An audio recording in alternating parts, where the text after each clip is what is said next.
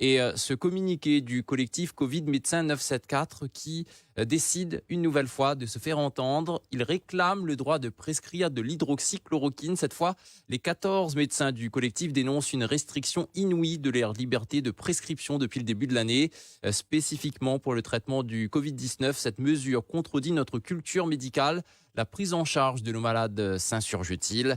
À suivre d'ailleurs le deuxième round d'un débat animé entre deux médecins. C'est ce jeudi dont on refait la réunion midi entre le docteur François Chiez, directeur de la veille et de la sécurité sanitaire à l'ARS, et le docteur Philippe de Chazourne, médecin libéral, membre de ce collectif Covid Médecins 974. Vous pourrez bien entendu leur poser toutes vos questions à partir de 12h15. On va parler de ces tests antigéniques, oui, j'espère que je prononce bien, avec un spécialiste, c'est Bruno. Bonjour Bruno. Bonjour Bruno. Bonjour Bruno. Bonjour, le collectif Covid Médecins 974 vous salue. Il est de Avec retour. une émission Et spéciale ce midi Salue d'ailleurs l'ensemble Bruno. de la C'est Réunion, ça. pardon. Émission spéciale ce midi encore. Oui, on va préparer ça. Avec l'un de vos représentants, le docteur Philippe de Chazourne, Voilà. qui sera face au docteur François Chiez. Voilà, nouveau volet de ce débat entre deux médecins qui abordent différemment cette gestion de la crise Covid. Qu'est-ce En qu'on va fait, dire je voulais surtout répondre à Madame Martine Ladoucette dans l'interview en page 3 du quotidien du jour, où elle dit un certain nombre de choses qui ne me paraissent pas tout à fait exactes. Alors, on va commencer sur les tests antigéniques. Donc, les tests antigéniques n'ont pas la fiabilité et la reproductibilité des tests RT-PCR, si bien qu'il y a plus de faux négatifs. Donc, s'il y a plus de faux négatifs, la sensibilité est moindre. Et s'il y a plus de faux négatifs, on risque de passer à côté d'un certain nombre de tests positifs anciennes formules. Donc, de gens porteurs de brins du virus, mais peut-être que c'est finalement pas plus mal.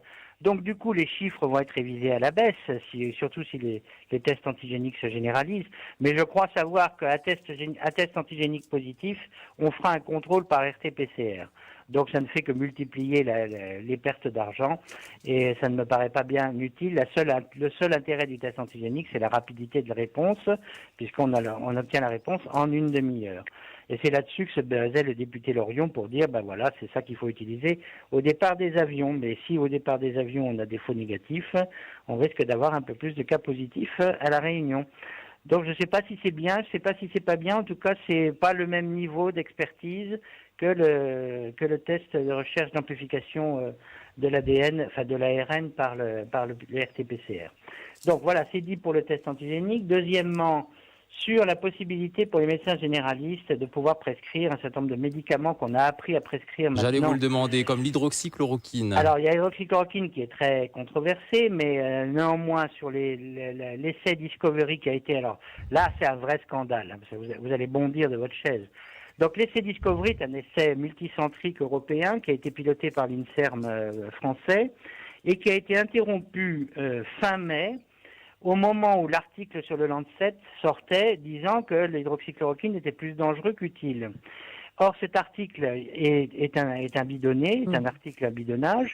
Il a été réprouvé, et d'ailleurs le Lancet, une semaine plus tard, le 4 juin, a décidé de retirer cet article. Pour autant, dans l'intervalle, le gouvernement français, c'est bien le gouvernement, le ministère de la Santé, donc Monsieur Olivier Véran, celui qui s'énerve devant l'Assemblée, qui a arrêté donc le test Discovery. Donc ça a diminué la puissance de l'essai, puisqu'il y a eu moins d'incorporation dans l'essai de patients.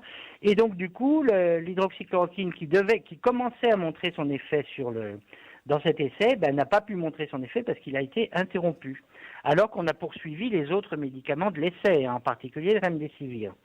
Or, le Remdesivir, ultérieurement, donc maintenant nous sommes en octobre, on s'aperçoit que les résultats de Discovery finalement ont été interrompus par la faute du ministère, alors qu'on aurait pu avoir des résultats très positifs, et que par ailleurs, le Remdesivir, qui est un médicament promu par le laboratoire Gilead, excusez-moi pour la pub, mais c'est de la contre-pub que je fais, a été poursuivi et s'est avéré globalement inefficace et en plus de ça dangereux, car il entraîne une toxicité hépatique et une toxicité rénale. Donc du coup, on utilise un médicament, et on l'utilise encore en réanimation ici même à La Réunion et un peu partout en France, qui est dangereux, qui n'est pas efficace, et on a interrompu un médicament dont on ne sait pas s'il est positif ou pas, s'il est effectif, mais dont on sait la dangerosité qui est très faible, puisque l'hydroxychloroquine, le Plaquenil, est un médicament prescrit depuis maintenant 70 ans. Donc ça, c'est vraiment quelque chose qui me semble scandaleux de la part du gouvernement de ne pas avoir autorisé la prescription de ces médicaments. Et puis, on peut rajouter les anticoagulants, les corticoïdes, la vitamine D, etc., à la portée du médecin généraliste, si bien qu'on s'est départi, on s'est détourné d'un énorme pan du système sanitaire français qui s'appelle les médecins généralistes, qui n'ont pratiquement pas le droit de prescrire sur le Covid, qui ne voient pratiquement aucun malade et qui en plus en ont souffert, puisque les gens qui normalement étaient suivis par ces médecins généralistes se sont détournés du cabinet du généraliste pour justement ne pas avoir à être confrontés à des malades du Covid qui de toute façon ils n'auraient pas vu, puisque les malades du Covid allaient directement à l'hôpital. Et Bruno, juste une chose, il n'y a pas de médicaments pour guérir du Covid. Aujourd'hui, on est bien d'accord? Il n'y a pas de médicaments. Je viens de vous expliquer en long, en large et en travers, mais vous n'avez pas écouté. Ah si, justement. L'hydroxychloroquine, si on avait insisté sur le Discovery, on aurait vu qu'il y a un effet positif. Et d'ailleurs, il y a quand même 160 études de par le monde qui montrent cet effet positif. À part l'hydroxychloroquine qui a été abandonnée, puisque visiblement ça ne convient pas, les tests ont été effectués, vous l'avez dit vous-même, vous l'avez répété, ça a été interdit. Ça a été interrompu au vu d'une étude bidonnée. Vous n'écoutez pas ce que je raconte. Si, moi je vous écoute, Bruno. Et ça ne veut pas dire que j'avale tout ce que vous me dites. Je suis un peu en train de vous contredire aussi quand même. Peut-être que vous me contredisez, mais je vous dis qu'il a été interrompu par le ministère de la Santé au vu du résultat du Lancet, qui est une étude bidonnée. Et ça n'a pas été repris par la suite. Et pourquoi? Parce qu'on a vu que finalement on avait abandonné la chose. C'est quand même très intéressant, c'est le conseil scientifique, celui qui conseille le gouvernement dans des réunions occultes au niveau du palais de l'Élysée. Eh bien, ce conseil scientifique, moi j'aimerais savoir quelles sont les déclarations de conflit d'intérêts des membres du conseil scientifique. Alors si je vous dis ça, c'est parce que moi j'ai regardé sur Transparence gouvernementale, et je peux vous dire qu'il y a parmi certains membres du conseil scientifique des gens qui sont payés par Gilead. Vous voyez où je veux en venir? Et ça, c'est la vérité, puisque c'est noir sur blanc sur Internet, il n'y a qu'à le lire. Donc, ce sont des gens qui ont un conflit d'intérêt vis-à-vis de Gilead, promeuvent un médicament qui est dangereux, qui n'est pas efficace, et empêchent un médicament qui n'est pas dangereux et qui pourrait avoir une certaine efficacité si on avait poursuivi l'essai. Vous voyez où je veux en venir? Alors maintenant, pourquoi se départir des médecins généralistes dans la gestion de la Covid? Ça, je ne comprends pas non plus. La seule chose que je puisse dire, moi, par exemple, je vous donne cet exemple-là, qui est un vrai exemple vrai.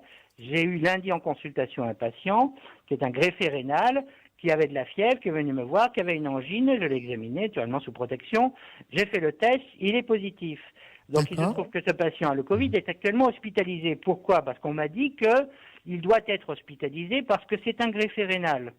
Or, il n'avait jamais qu'une angine, le patient. J'aurais très bien pu dire et contredire la gestion gouvernementale en disant c'est pas la peine qu'il soit hospitalisé. Donc il peut y avoir à l'hôpital, pourtant les chiffres sont très bas à La Réunion, 61 hospitalisés, 10 en réanimation, des gens qui sont à l'hôpital parce qu'on nous a dit qu'il fallait qu'ils soient à l'hôpital, par sans pour autant par qu'ils nécessitent véritablement une hospitalisation. Vous comprenez ce que je veux dire? Donc ça, c'est cette gestion-là que je critique. C'est surtout que là, l'expertise du médecin généraliste pourrait venir affiner les diagnostics, bien sûr, finalement. Et c'est ce que va vous dire Philippe de Chazourne ce midi. J'espère qu'il va insister là-dessus. Après, le port du masque est justement contesté par un collectif à La Réunion, c'est-à-dire nous, qu'en pensez-vous? L'interrogation à Madame Ladoucette. Il dit, c'est leur liberté d'opinion, je la respecte, j'en prends acte. Si leur mouvement devait prendre de l'ampleur au point de parasiter, vous voyez le terme qu'elle utilise, la gestion de l'épidémie, nous serions obligés de renforcer nos mesures de communication. Bon, d'accord.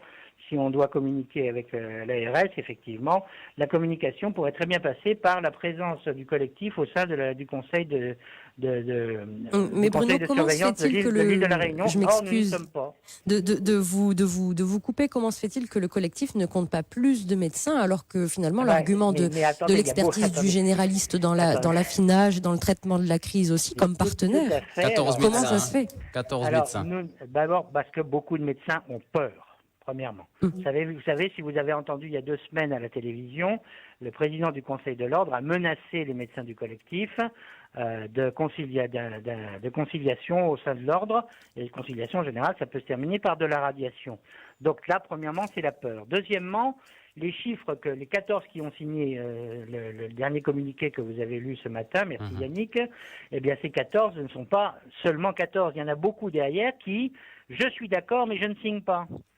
Donc en fait, notre collectif, véritablement, nous sommes actuellement 16, et il y a des gens très intéressants dedans, dehors du docteur Bourgeon et du docteur de Chazon, mais par exemple Margie Sudre, c'est quand même pas la dernière des imbéciles. Oui. Elle nous a appelé d'ailleurs la semaine dernière. Elle a été présidente du conseil régional, et elle nous suit. Elle a été médecin en réanimation aussi, médecin et réanimatrice, donc elle sait de quoi elle parle.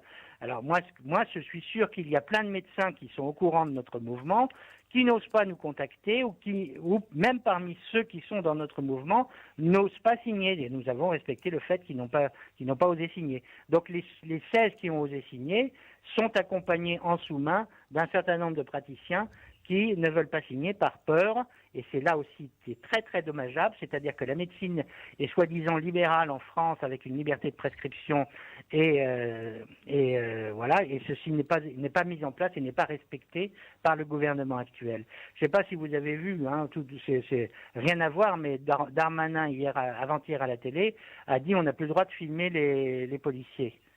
Ça veut dire que s'ils font des gestes, disons, répréhensibles sur le plan physique, et il y en a eu, eh bien on ne pourra plus le voir, parce que c'est interdit.